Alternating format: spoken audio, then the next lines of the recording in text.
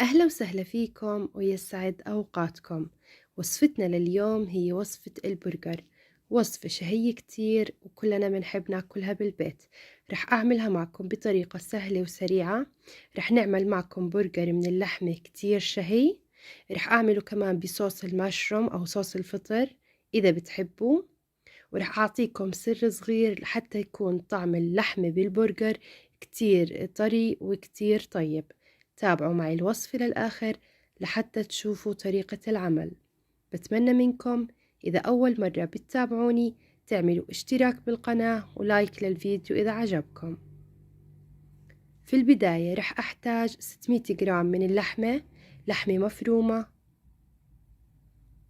ورح أحتاج كمان خبزة توست شلت الأطراف ونقعتها بحليب.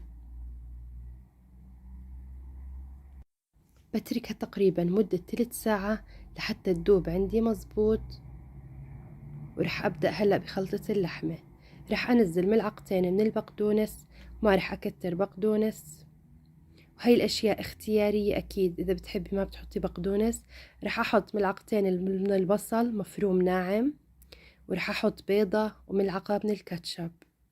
بخلطهم بإيدي. بحط ملعقة صغيرة من الملح وملعقة صغيرة من الفلفل. رح أخلطهم كتير منيح لحتى تمتزج عندي كل المكونات سوا. هيك بتكون الخبزة صارت جاهزة.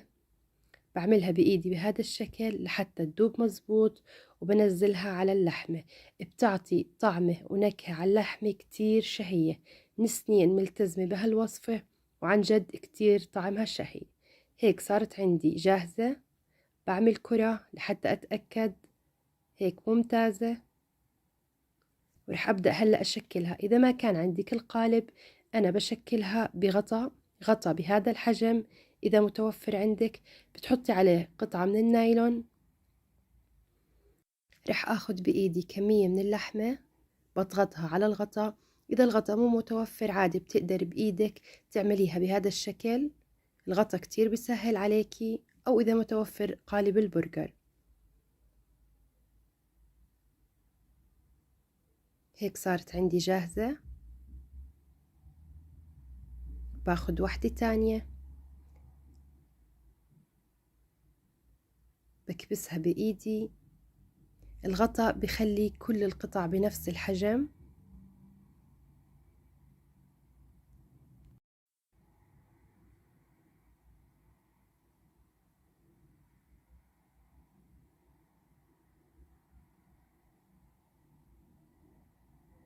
هيك صاروا عندي جاهزين.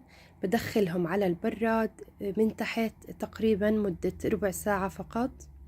بهاي الأثناء إذا زاد عندك لحمة وبدك تحطيها بالفريزر بتحطيها على ورق زبدة مثل ما واضح بالفيديو.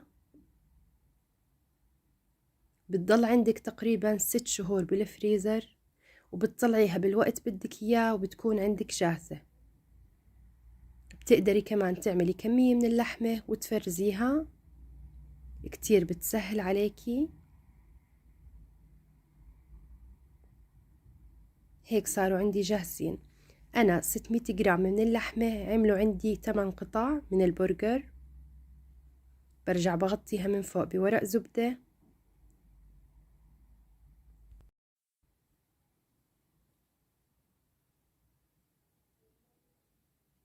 بحطهم بكيس خاص بالتفريز وبدخلهم على الفريزر. هيك بعد ربع ساعة صارت عندي اللحمة جاهزة. رح أدخلها على الفرن. قبل ما أدخلها على الفرن رح أعطيكي سر صغير بيعطي طراوة للحمة كتير كبيرة، وكتير هاي الطريقة عن جد رح تلاقي فرق بالبرجر. بحط عليها قطع من التلج. إذا بتقدري تستبدليها بقطع من الزبدة بس هيك هيلثي أكتر. هلأ رح أجهز للحشوة بندورة وبصل شرائح، وأكيد خس وجبنة شرائح، أي نوع جبنة متوفر عندك، ومايونيز. المايونيز عملته أنا بالبيت. رح أحط رابط الوصفة بصندوق الوصف. رح أنزل على المايونيز كاتشب. بخلطهم كتير منيح. إذا عندك ماسترد أو أي نوع بتحب تضيفيه بتقدر تضيفيه على خلطة المايونيز. خبز البرجر كمان عملته أنا بالبيت، واضح معكم بالفيديو. إن شاء الله رح أحط لكم رابط طريقة خبز البرجر بصندوق الوصف. نزلته بفيديو منفصل لحتى ما أطول الفيديو عليكم. كتير كتير الخبز طلع معي هش وقطني. آخر شي هو صوص المشروم أو صوص الفطر، عملته كمان كتير شهي.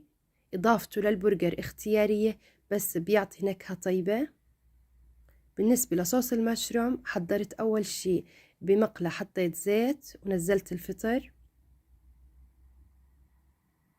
حركته بس صار ينزل عندي مي، نزلت عليه الملح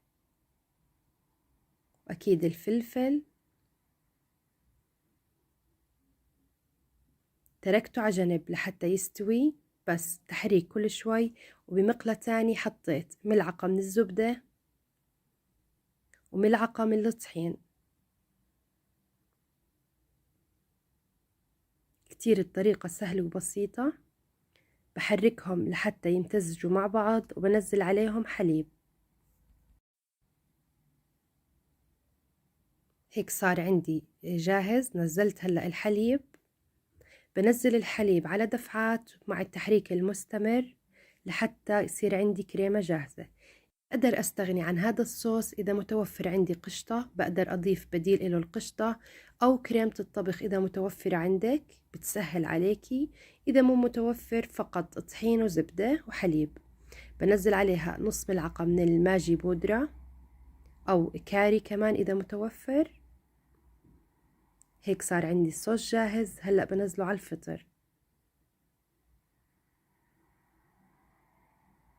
بحركهم وبخليهم على الغاز 5 دقائق لحتى يتسبكوا.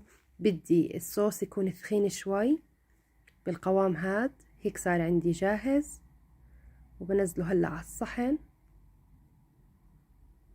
هيك صارت عندي كل المكونات جاهزة. بهاي الأثناء كانت البرجر جاهزة. طلعت البرجر من الفرن وحطيت عليها وهي سخنة شرائح جبنة لحتى تدوب، واختياري حطيت جبنة من الأسفل كمان. هاي الطريقة إذا بتحبوا الجبنة تكون زيادة شوي. وهلأ رح أبدأ أجهز بالبرجر.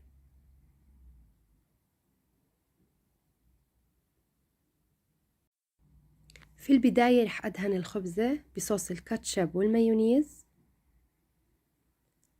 رح أنزل قطعة من الخس، بشيل أطراف الخس اللي فقط الورقة، بنزل عليها اللحمة، بعدين بحط شريحة من البندورة وشريحة من البصل، وبضيف بالآخر صوص المشروم.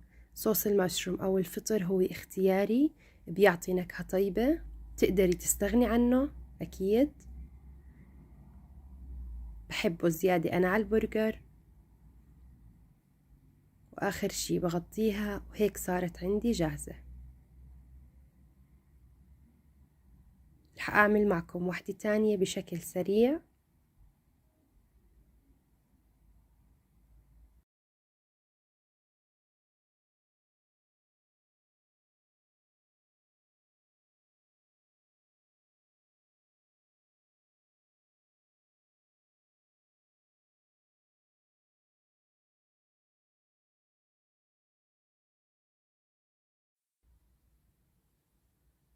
هيك صارت عندي جاهزة. هيك بعد ما جهزت كل البرجر، برجر كتير شهي وكتير طعمته غنية بالنكهات. طبعا بتقلي بطاطا بشكل اختياري. وأي استفسار مو واضح بالفيديو بتمنى تسأليني بالتعليقات. وإذا أول مرة بتتابعوني بتمنى تعملوا لايك للفيديو، اشتراك بالقناة لحتى تشوفوا كل الفيديوهات. وإذا طبقتوا الوصفة ابعتولي صور على انستغرام أو جروب الفيسبوك، رح أحط الرابط بصندوق الوصف. واكتبولي بالتعليقات من أي بلد بتتابعوني لحتى نشوف متابعيني من وين. وصحتين وعافية على قلبكم.